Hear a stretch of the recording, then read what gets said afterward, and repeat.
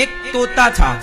तोता एक दिन कथा चल रही थी तो साधु जी बता रहे थे, संत जी कथा में, कि जो कथा सुनता है मुक्त हो जाता है। जो कथा सुनता है वो, बोलो, मुक्त हो जाता है। तोता सुन के कथा बड़ा प्रसन्न हुआ कि भैया हमने तो सुन ली, अब हम मुक्त हो जाएंगे। वो सीताराम सीताराम बोलने लगा, तभी पीछे से एक आदमी आया और तोते को पकड़ लिया। तोते को पकड़ के ले गया, पिंजरे में डाल दिया। अब तोता पिंजरे के भीतर पड़ा पड़ा कहे, गुरुजी ने गलत कथा सुनाई।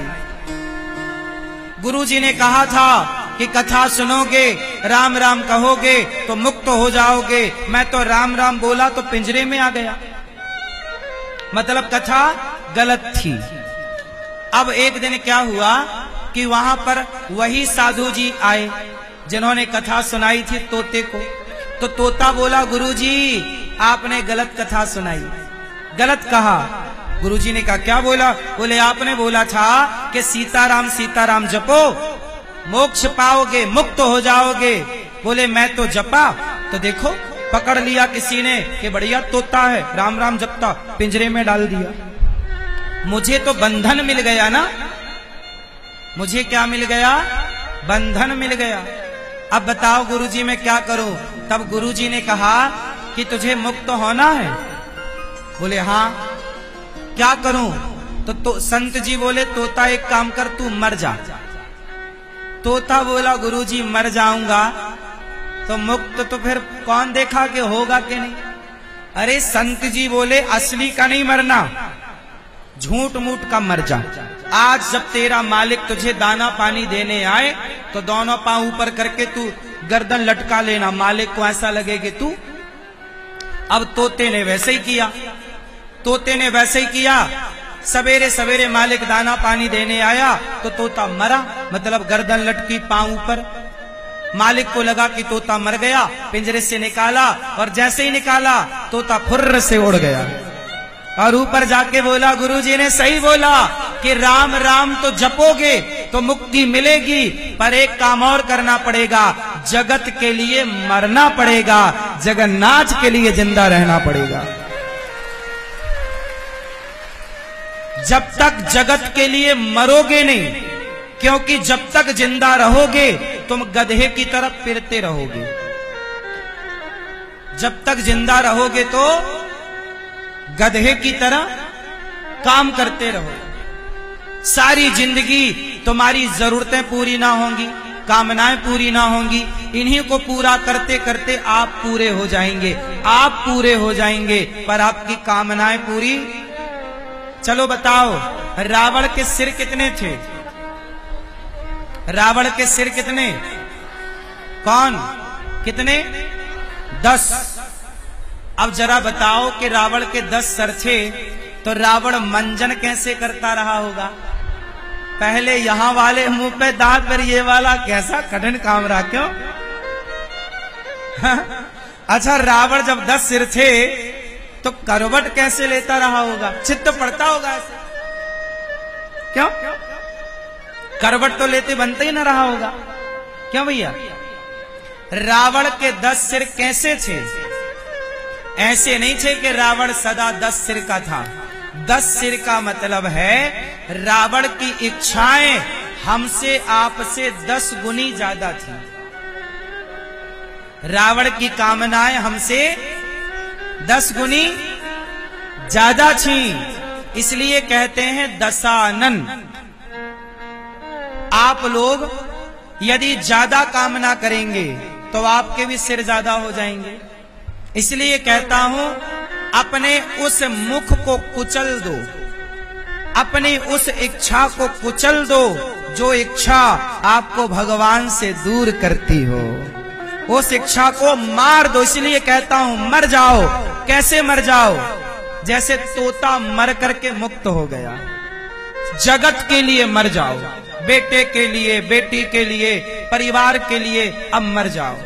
अब केवल जिंदा रहो तो केवल गिरधर गोपाल के लिए। प्रिय भक्तों, भरत जी बड़े ज्ञानी, पर क्या बन गए? मृग।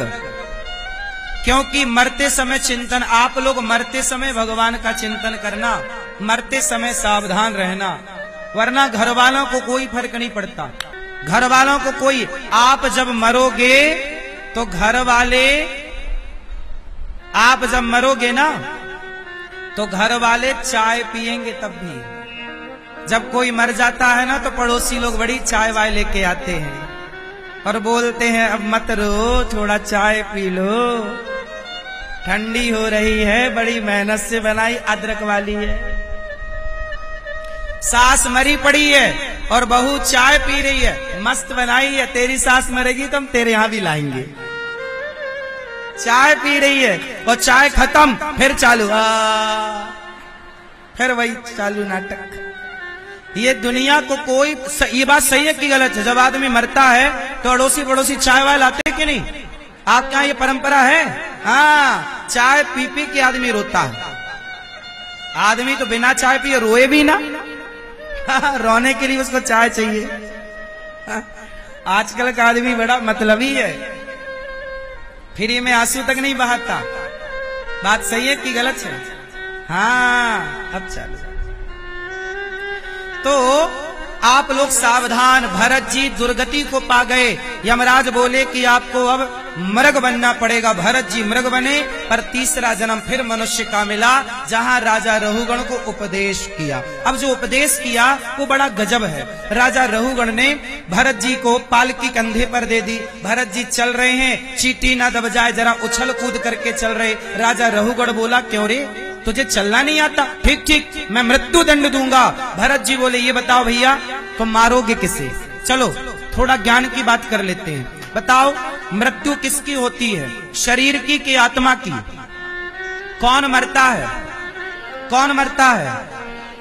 हाँ, शरीर भी नहीं मरता, व्यवहार में कहा जाता है मरता है। चलो मान लेते हैं कि मरता है, पर मेरी दृष्टि से शरीर भी नहीं मरता। मैं सिद्ध करता हूं कैसे, सुनो। शरीर बना 5 चीजों से, पृथ्वी, जल, वायु, अग्नि, आकाश। जब हम मरते हैं तो चिता पर जलते हैं तो अग्नि तत्व अग्नि में मिल जाता है, जल तत्व जल में मिल जाता है, वायु तत्व वायु में, पृथ्वी तत्व पृथ्वी में, आकाश तत्व आकाश में। बताओ अब मरा कौन? 5 तत्व से तुम बने थे, 5 में समा गए। माटी से बना था घड़ा, घड़ा टूटा तो माटी में मिल गया, माटी से बना था माटी में मिल गया। इसे मरना थोड़ी कहते हैं, पर चूंकि व्यवहार में कहते हैं कि मर गया तो कहना पड़ता है कि मर गया, पर तत्व की दृष्टि में कोई मरता नहीं। हम जहां से आए हैं वहां जाते हैं, जहां से आए हैं वहां जाने के नाम को लोग कहते हैं मर गया। 5 तत्व से बने, 5 में मिल गए, बात खत्म। अब ये बताओ मैया कि जब आप मरती हो तो ये बताओ नरक स्वर्ग कौन जाता है?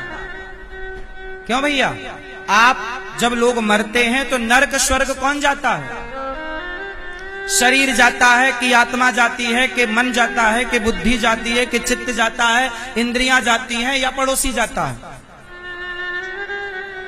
जब हम मरते हैं पीली मैया, स्वर्ग कौन जाता है? ये मैया। नरक कौन जाता है? ये बताओ कौन जाता है? कौन है? कर्म। अरे कर्म तो जाएंगे, पर कर्मों को भोगेगा कौन? भोगने के लिए कोई चाहिए ना।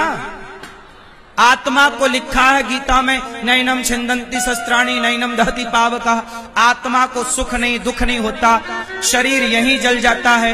फिर लोग कहते हैं स्वर्ग जाओगे, नरक जाओगे, मोक्ष पाओगे। भैया ये स्वर्ग जाता कौन है, नरक जाता कौन है? हम तो यहीं जल जाते हैं चिता पर। आत्मा को स्वर्ग नरक से कोई मतलब नहीं, आत्मा ऑलरेडी मुक्त है, ऑलरेडी।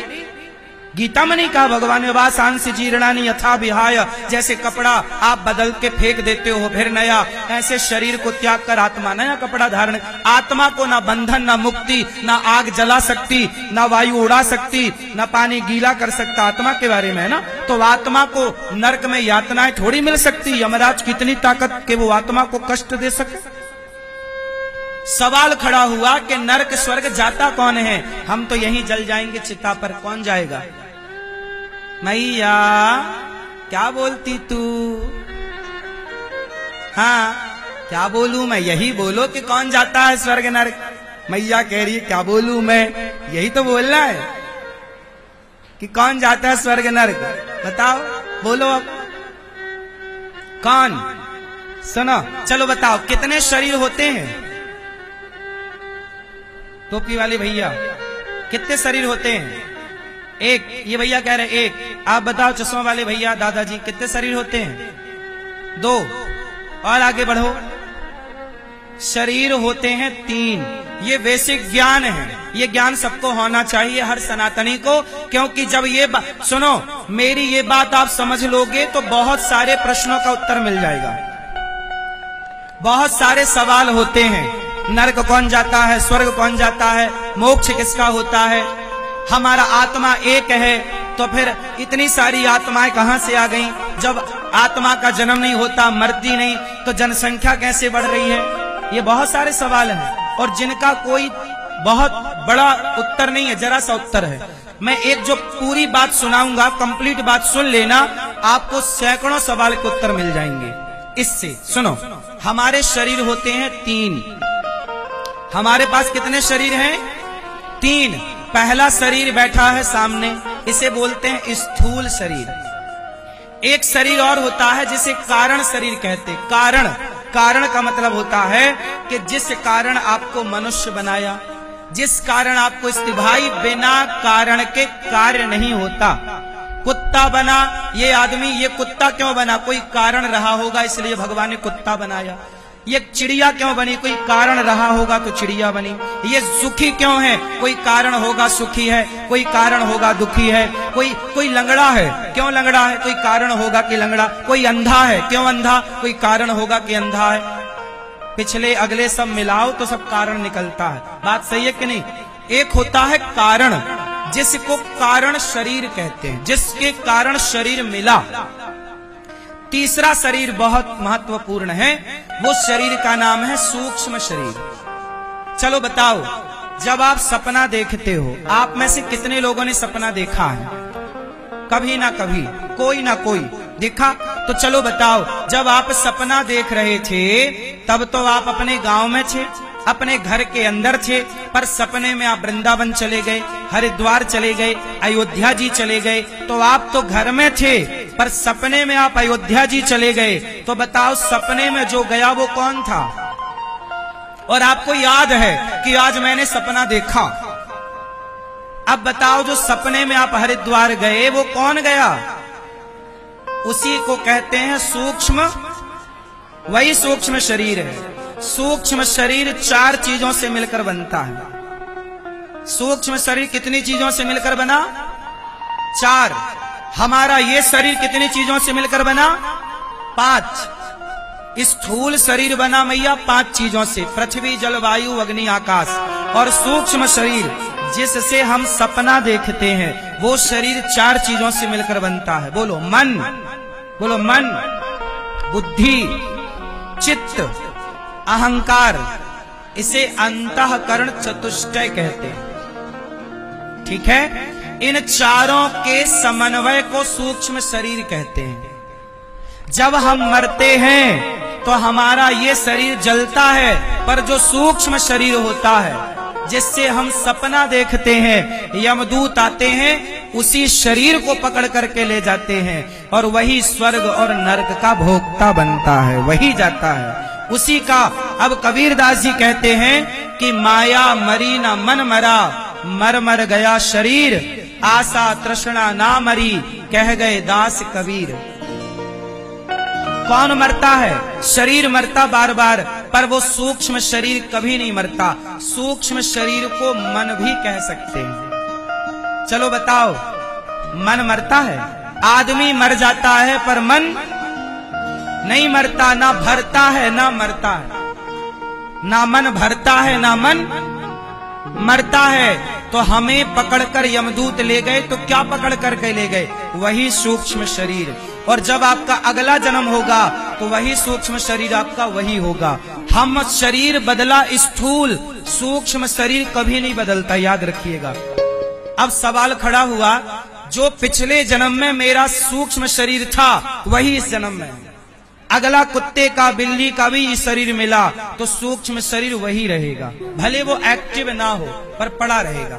जब मौका मिलेगा वो अपना विस्तार करेगा। ये विषय बड़े गूढ़ हैं, बड़े लंबे सत्संग से समझ में आते हैं, परंतु आपको थोड़ा समझ लेना चाहिए कि स्वर्ग नरक का भोक्ता शरीर ये वाला नहीं, सूक्ष्म शरीर। क्लियर? अब एक सवाल और है कि आत्मा जब जन्म नहीं लेती, मरती नहीं, तो फिर जनसंख्या कैसे बढ़ रही है? क्यों भैया? जब आत्मा का जन्म ही नहीं होता, मरती ही नहीं, तो जनसंख्या कैसे बढ़ रही है?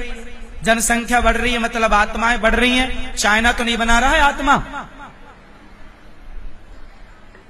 सुनो, इसका भी उत्तर है। बताओ, दर्पण एक है और एक दर्पण है तो आप एक दिखोगे, पर 1000 दर्पण रखे जाएं तो आपका 1000 चित्र होगा कि नहीं?